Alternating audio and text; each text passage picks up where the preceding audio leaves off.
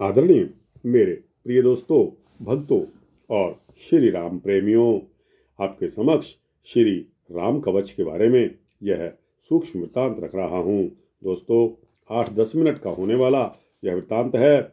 उम्मीद करता हूँ कि आप सभी को यह वृत्तांत पसंद आएगा। तो दोस्तों, बिना समय गवाए आइए श्री राम कवच का यह वृत्तांत आपके समक्ष रखने की इजाज़त दीजिए।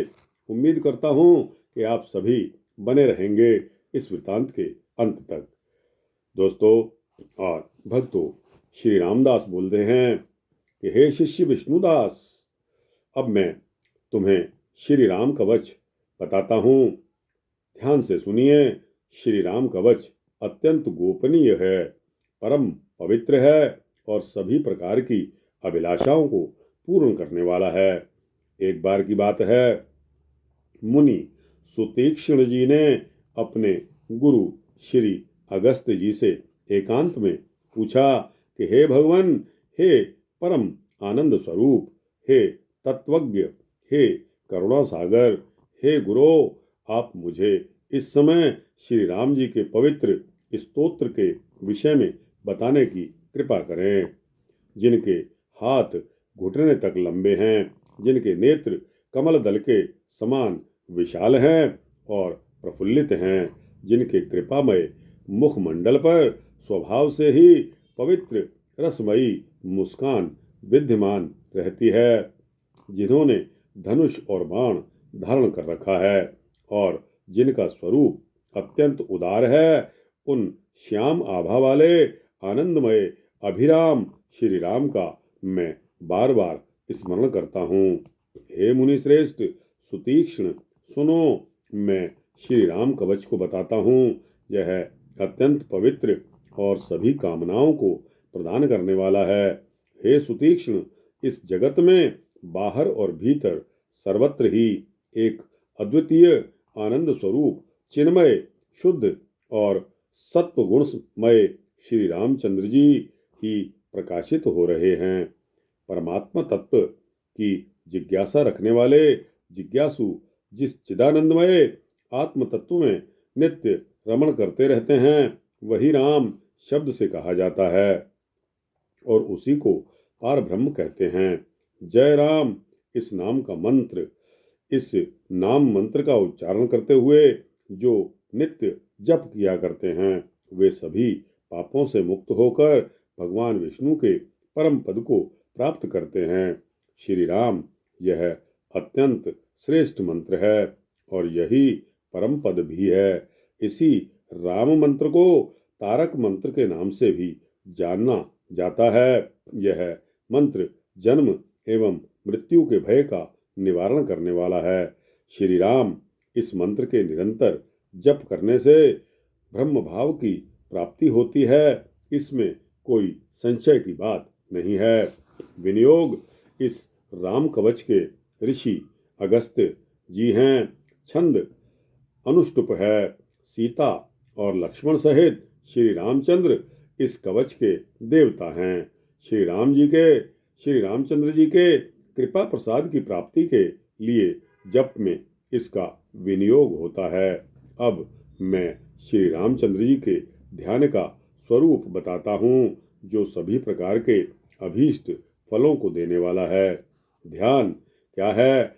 नीले मेघ के समान जिनके शरीर की आभा श्यामल वर्ण की है, जो विद्युत के वर्ण के समान आभा वाले पीतांबर को धारण किए हुए हैं, जिनके अंग अत्यंत ही कोमल हैं, जिनके नेत्र विशाल हैं, जिनकी युवावस्था है, जो परम सुंदर हैं, देवी सीता और सुमित्रा नंदन श्री लक्ष्मण के साथ जो विराजमान हैं, जिन्होंने जटा और मुकुट धारण कर रखा है, अपने हाथों में जो तलवार, तरकश और धनुष बाण धारण किए हुए हैं और जो दानवों का मर्दन करने वाले हैं, ऐसे श्री राम का ध्यान करना चाहिए।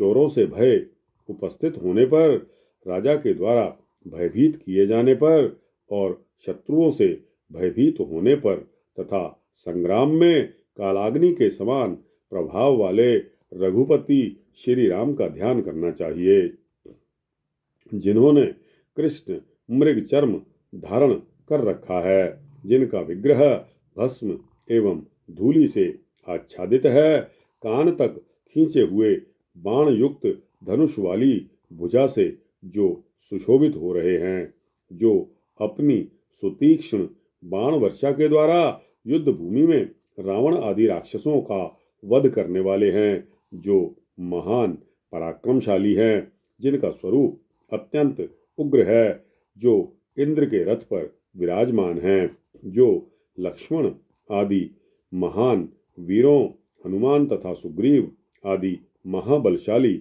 वानरों द्वारा घिरे हुए हैं। वे हनुमान आदि वानर बड़े बड़े पत्थरों तथा वृक्षों को हाथ में लेकर युद्ध के लिए उद्यत हैं और भयंकर गर्जना, हुंकार तथा भुक भुक इस प्रकार की तीव्र ध्वनि करते हुए इधर उधर दौड़ रहे हैं एवं भयंकर नाद करते हुए तथा घोर गर्जना करते हुए रावण के साथ भीषण संग्राम कर रहे हैं।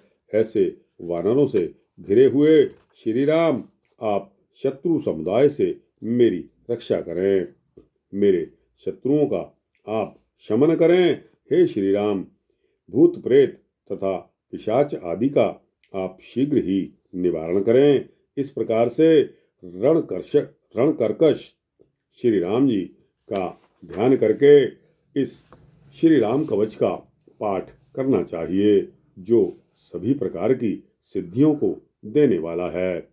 अगस्त्य जी बताते हैं कि हे सुतीक्ष्ण, अब परम उत्तम वज्र कवच को सुनो, मैं उसे बताता हूँ। श्री राम मेरे मस्तक की रक्षा करें, रघुवंशी पूर्व दिशा में मेरी रक्षा करें, दक्षिण दिशा में रघुवर मेरी रक्षा करें, पश्चिम दिशा में रक्षा पावनी करें, रघुपति उत्तर दिशा में रक्षा करें, दशरथ आत्मज भाल देश की रक्षा करें, मेरी दोनों भौहों की रक्षा दूर्वा दल के समान श्याम आभा वाले श्री राम करें, दोनों भौहों के मध्य देश यानी के भ्रिकुटी की रक्षा जनार्दन करें, कानों की रक्षा राजेंद्र करें, दोनों नेत्रों की रक्षा राजीव लोचन करें, नाक की रक्षा राजर्षि करें, गंड स्थलों की रक्षा जानकी पति करें, कर्ण मूल की रक्षा खरध्वंसी करें, भाल देश की रक्षा रघुवल्लभ करें, वाकपति मेरी जिह्वा की रक्षा करें, दंत पंक्तियों की रक्षा रघुत्तम करें, दोनों ओष्ठों की रक्षा श्री रामचंद्र करें, मुख की रक्षा परात्पर श्री राम करें, जगदंभ कंठ की रक्षा करें, दोनों कंधों की रक्षा रावणांतक करें, मेरे वक्षस्थल की रक्षा काकुत्स करें, हरि मेरे हृदय की रक्षा करें, मेरे दोनों हाथों तथा सभी उंगलियों के पर्वों की रक्षा